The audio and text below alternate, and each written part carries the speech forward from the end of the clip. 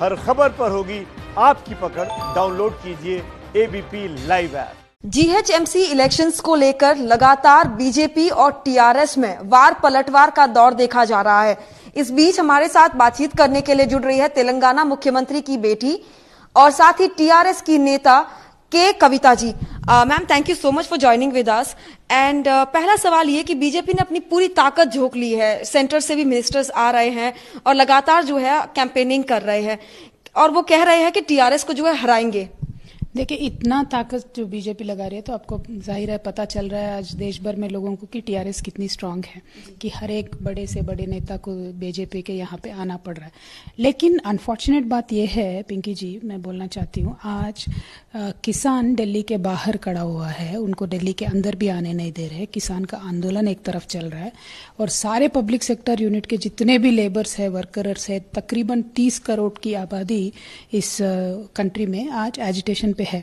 और ये जो अग्रगण्य नेता है, इनको ये समस्याएं हल करनी चाहिए। वो हल करने के बजाय ये हैदराबाद आते हैं, हिंदू मुस्लिम की बात करते हैं, पता नहीं क्या क्या बातें करते हैं।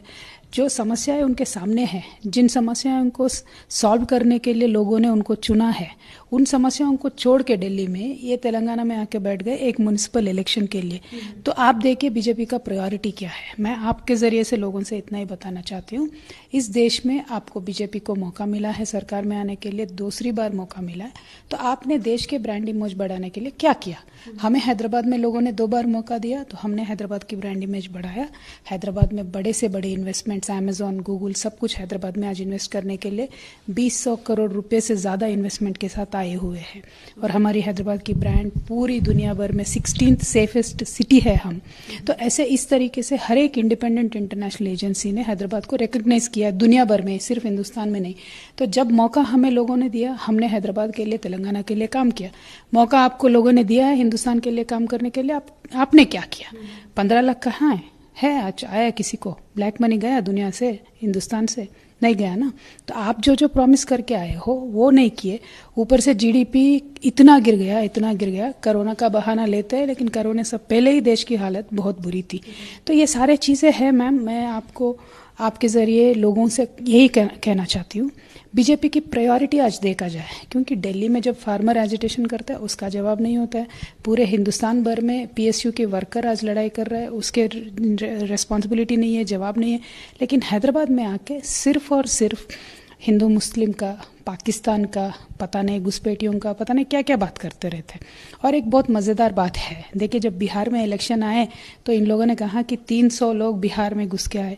बिहार में इलेक्शन खत्म हो गया तो किसी को नहीं मालूम 300 लोग कहाँ गए। अब तो तेलंगाना में आए, यहाँ बोल रहे कि रोहिंग्या है। अब कल बंगाल में इलेक्शन होगा तो ये 300 लोग वहाँ पे घुसेंगे। तो इनकी जो ट्रेंड है पॉलिटिक्स में, ये पता चल रहा है लोगों को। अगर 300 आतंकवादी बिहार में घुसते हैं, अगर रोहिंग्या हैदराबाद में है, अगर 300 लोग बाहर कल किसी स्टेट में जा रहे हैं, तो ये रिस्पॉन्सिबिलिटी, ये फेल्यूर किसकी है? ये तो केंद्र सरकार की है। तो बीजेपी को खुद आंसर करना पड़ेगा। ये आंसर नहीं करते, अपनी गलतियों का उनको एहसास होता है, लेकिन उसको नज़रअंदाज करते हुए दूसरे पार्टियों को फिक्स करने की कोशिश करते। तो मैं इतना ही बोलना चाहती हूँ, हैदराबाद के लोगों ने, तेलंगाना के लोगों ने टीआरएस पार्टी को, केसीआर साहब को 2 बार चुन के लाए, हमें मौका दिया, हमने कोई कसर नहीं छोड़ी, 24/7 हमने काम किया। डेवलपमेंट के ही राह पे हम चलते गए और आगे भी हम ऐसे ही चलते जाएंगे। अगर कोई हैदराबाद में आएगा, हिंदू मुस्लिम की बात करेगा, पाकिस्तान की बात करेगा और यहाँ की जो शांतिपूर्ण वातावरण है इसको खराब करने की कोशिश करेगा, तो हम उनके दाल डेफिनेटली गलने नहीं देंगे हैदराबाद में। और हैदराबाद की जनता केसीआर साहब से बेहद प्यार करती है और आने वाले चुनाव में भी कार के निशानी पे वोट देके हमें बराबर जिताएंगे। बीजेपी पर यह आरोप लग रहा है कि पोलराइजेशन जो है वो लगातार कर रही है। क्या आपको लगता है कि ये इस पोलराइजेशन के कारण जो टीआरएस के हिंदू वोट्स है वो कहीं ना कहीं कट जाएंगे? ये क्या डर है, यही कारण है कि क्या बार बार वार पलटवार जो है वो देखा जा रहा है? देखिए, कोशिश तो उनकी वही है कि वोट पोलराइज हो जाए, वोट डिस्ट्रीब्यूट हो जाए, ताकि वो चंद सीटें जीत पाएंगे। लेकिन मैं बड़ा सवाल हमारे सामने ये है, क्योंकि हैदराबाद हमारा है, हैदराबाद से हमें लगाव है। बीजेपी के जो अग्र नेता यहाँ पे आ रहे हैं उनके लिए तो टूरिस्ट स्पॉट है ना, इलेक्शन चल रहा है, आएंगे जाएंगे, आके कुछ भी बोल के जाएंगे जो मन में है। लेकिन कल को जो उसका सिचुएशन है उसको झेलने वाले हम हैदराबादी है और हमारे शहर को हम कुछ नहीं होने देंगे। हमारे लोग भी चाहे हिंदू हो, मुस्लिम हो, क्रिश्चियन हो, कोई भी हो, आज वो जानते हैं कि इन बहकाऊ बातों में आके अगर गलत डिसीजन हमने लिया तो कल के दिन हैदराबाद में शांति नहीं रहेगी। आज मैं आपको मिसाल देना चाहती हूँ, हैदराबाद में पिछले 6 सालों में एक भी दिन कर्फ्यू नहीं लगा, एक भी छोटा सा छोटा कम्युनल इंसिडेंट नहीं हुआ, एक भी रिलीजियस या रीजनल या कास्ट बेस्ड वायलेंस हमने होने नहीं दिया, क्योंकि सबके साथ चलती है हमारी सरकार। ऐसी नहीं है कि बातों में चलती है। अब मोदी जी की सरकार है, सबका साथ सबका विकास बोलते हैं, लेकिन हुआ नहीं ना किसी का विकास। मैं आपसे और एक बात आपके ध्यान में लाना चाहती हूँ, आपके जरिए देश के लोगों के सामने रखना चाहती हूँ। देखिए, हैदराबाद में हाल ही में ही बाढ़ आया है और इतना बड़ा बाढ़ आया कि लास्ट 100 ईयर्स में इतना बारिश कभी नहीं हुआ। तो it was a very serious situation in Hyderabad. लेकिन बीजेपी गवर्नमेंट से हैदराबाद को एक भी रुपया नहीं मिलता है।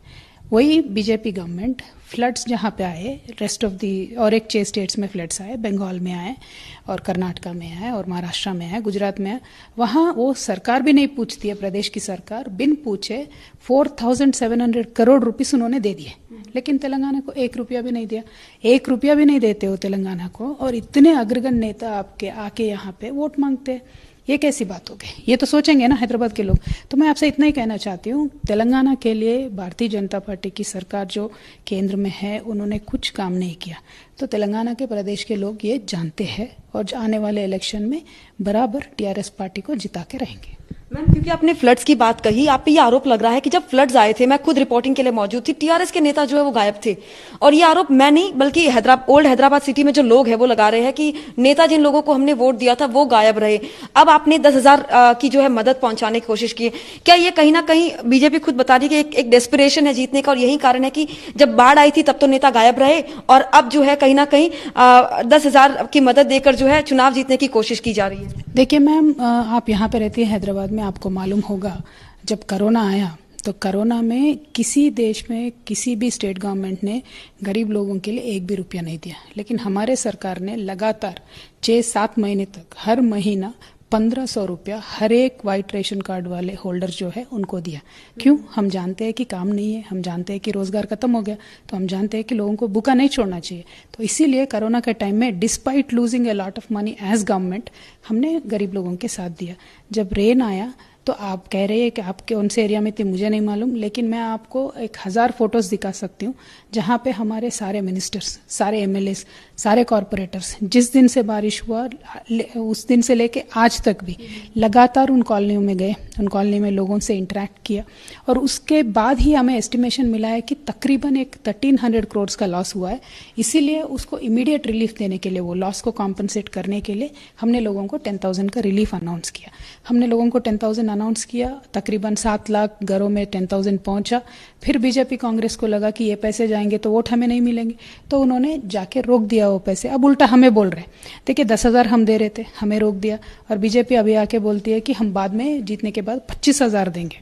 तो लोग तो यहाँ हंस रहे हैदराबाद में, क्योंकि ये जुमला है, सबको मालूम है। क्योंकि पहले बोला था उन्होंने 15 लाख देंगे, तो हैदराबाद के लोग वही बोल रहे 15 लाख मिले हैं क्या, जो 25,000 मिलने वाले। तो जो सरकार बात नहीं, जो सरकार अपने कामों से दिखाती है, वो टीआरएस पार्टी की सरकार है तेलंगाना में। तो लोग जानते हैं, लोग हमसे जुड़े हैं, हमसे प्यार करते हैं, हम भी लोगों के हर एक समस्या में, हर एक कठिनाई में उनके साथ है। तो जाहिर है लोग ये जानेंगे, ये तो पॉलिटिकल जुमला है बीजेपी पार्टी की, और यहाँ इलेक्शन खत्म तो सारे लोग गायब हो जाएंगे, कोई भी नहीं आएंगे यहाँ पे, वो तो मालूम है। विधानसभा चुनाव के दौरान जो है टीआरएस और एआईएमआईएम साथ रही थी, लेकिन अब हाल ही में जो है केटीआर जी ने जब एक प्रेस कॉन्फ्रेंस की थी, उसमें कहा था कि एआईएमआईएम जो है इनके खिलाफ भी अब हम लड़ेंगे, हमारी दोस्ती नहीं है। जिसके जवाब में एमआईएम कहती है कि हम चाहे तो तख्ता पलट भी कर सकते हैं कुछ ही दिनों में। तो ये किस तरह से आप देखती है? देखिए, मैं क्या बोल रही हूँ, जीएचएमसी इलेक्शन में हर एक पार्टी अपने अपने हिसाब से इलेक्शन लड़ रहा है। TRS, BJP, Congress, MIM, everybody is having their own fight, right. पहले जो हुआ, आगे जो होने वाला है, वो सब छोड़िए। जीएचएमसी के इलेक्शन के हद तक we are all independent parties, we are all fighting independently. लेकिन जिस तरह से कह रहे हैं कि तख्ता पलट करने की हिम्मत भी रखती है एआईएमआईएम, क्या लगता है आपको, क्या वाकई आप मानती है इस चीज को? देखिए, मैं क्या बोलती हूँ, will cross that bridge when we get there. अभी तो फिलहाल जीएचएमसी के इलेक्शन के ऊपर सोच है। इस इलेक्शन में हम सभी लोग इंडिपेंडेंटली लड़ रहे हैं और सबको टीआरएस टफ फाइट दे रही है। बीजेपी जो है अब आपके गढ़ में हैदराबाद में आके क्योंकि आपको चुनौती दे रही है, क्या यही कारण है कि तीसरे मोर्चे की बात जो है वो नेशनल लेवल पे लेने की कोशिश जो है टीआरएस कर रही है? देखिए, तीसरे मोर्चा कुछ होता नहीं है, ये सारे एक मिथ्या है, जैसे मैं बोल सकती हूँ। देखिए, इस देश में एक पॉलिटिकल वैक्यूम है, पॉलिटिकल ऑल्टरनेटिव के लिए लोग हैं, इंटेलेक्चुअल्स है, सारे लोग एक वेट में हैं। वो पॉलिटिकल अल्टरनेटिव क्या होगा, क्या हो सकता है, हर एक के मन में है, लेकिन उसका कोई अभी तक तो एक शेप नहीं है, एक स्ट्रक्चर नहीं है। तो ये जो आइडिया था, इसका हमारे केसीआर साहब ने पहले भी जिक्र किया है, अभी भी उन्होंने जिक्र किया है, उनके मन में है, ऐसे बहुत सारे लोगों के मन में भी है। देखेंगे जब वो शेप लेगा तो सबसे पहले आप ही को बता देंगे।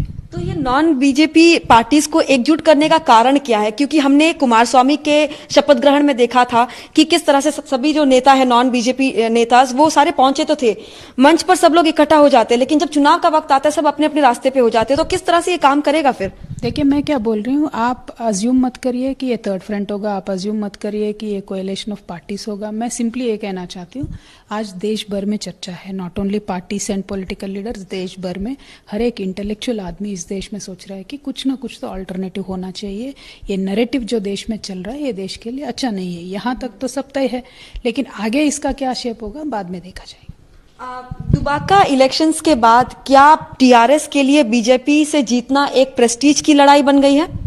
देखिए, जीएचएमसी में लास्ट टाइम जब बीजेपी के सीट देखेंगे आप, 1 या 2 था, तो जाहिर है अभी शायद उसी नंबर पे उनको रखने का हमारा कोशिश है, और हम मानते भी है उसी नंबर पे हम रख सकते हैं, इसीलिए तो ज़ोरों शोरों से कोशिश चल रही है। और जीएचएमसी का इलेक्शन एक अलग होता है, अर्बन क्राउड है, डिफरेंट है, पोलिंग परसेंटेज भी यहाँ की कम होती है। अनफॉर्चुनेटली हमारे सिटी में लोग बाहर निकल आके वोट नहीं करते हैं, किसी भी सिटीज़ में इंडिया में, तो इस हिसाब से इसके पैरामीटर्स बिल्कुल अलग होंगे। ये इंडिपेंडेंट इलेक्शन है, इसका ना किसी पहले रिजल्ट का या हमारे सरकार में होने का या किसी भी बात का प्रभाव नहीं होगा।